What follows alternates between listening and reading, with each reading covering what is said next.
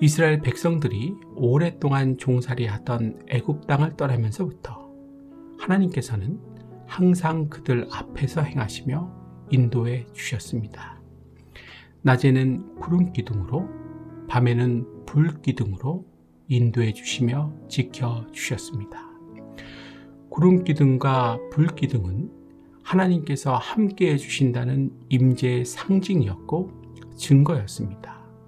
그런가 하면 이 선택된 백성들이 평안히 쉬게 하시기 위해 천막칠 곳을 찾아주시기도 하셨습니다.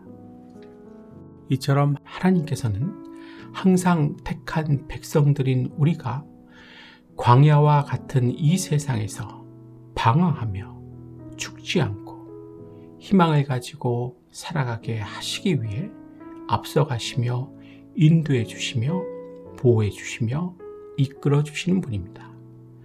그렇다면 요즘은 왜 구름기둥과 불기둥이 없을까요? 혹시 낮에 구름기둥 보신 분 있으십니까? 밤에 불기둥은요? 없지요? 왜 없어졌느냐 하는 것입니다. 이제는 하나님께서 우리를 인도해 주시지 않기 때문입니까? 그 답을 성경에서 찾아야 합니다. 시편 119편 105절로 가봅니다. 주의 말씀은 내 발의 등이요 내 길의 빛이니이다. 지금은 말씀이 예전의 구름기둥과 불기둥의 역할과 같이 인도해 주시며 보호해 주시며 이끌어 주시는 일을 해 준다는 것입니다.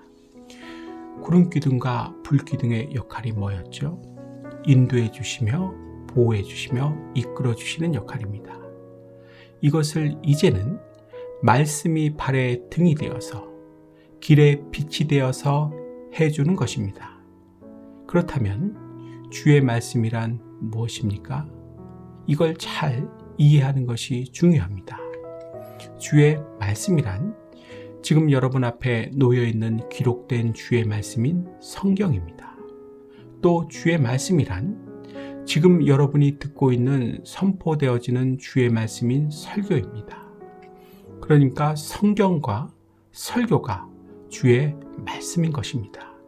믿으셔서 다 아멘 하시기 바랍니다. 그래서 우리는 주의 말씀인 성경과 설교를 통해 광야와 같은 이 세상을 살아나가야 하는 것입니다.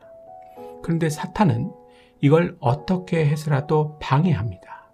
즉 무슨 이유에서든 우리가 시험에 들어서 성경과 설교를 못 보고 못 듣게 한다는 것입니다. 안 보고 안 듣게 한다는 것입니다. 그 결과는 생각보다 훨씬 처참합니다. 사랑하는 성도님들, 성경이 보기 싫으십니까? 봐도 은혜가 없습니까? 설교가 듣기 싫으십니까? 들어도 은혜가 안 됩니까? 그 배후에 사탄이 있다는 것을 기억해야 할 것입니다. 또 사탄은 절대로 우리에게 교회 가지 말라는 소리를 하지 않습니다. 오히려 더 열심히 가라고 합니다. 그런데 은혜되는 교회를 가라고 합니다.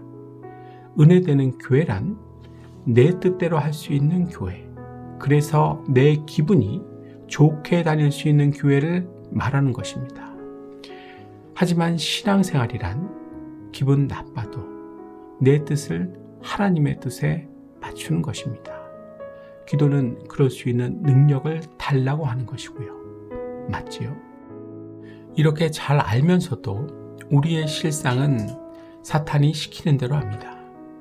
내 마음대로 할 수 있는 교회를 찾아 돌아다닙니다. 은혜를 운운하며 이 교회 저 교회를 배회하며 갈등하고 표류하는 신앙생활을 한다는 것입니다. 뒤를 한번 돌아보십시오. 저 뒤쪽에는 오늘도 이런 식으로 교회를 옮겨 다니며 방황하는 성도님들이 보일 것입니다. 저는 이런 분들을 상담할 때마다 가슴이 아픕니다. 무슨 말을 해도 사실은 되지가 않습니다. 철저히 자기 멋대로 하려고 듭니다. 이미 습관이 들어버린 것입니다. 고칠 수도 없는 것입니다. 이런 성도님들이 설교를 듣고 성경을 보며 인도해 주심과 이끌어 주심을 따를 수 있겠습니까?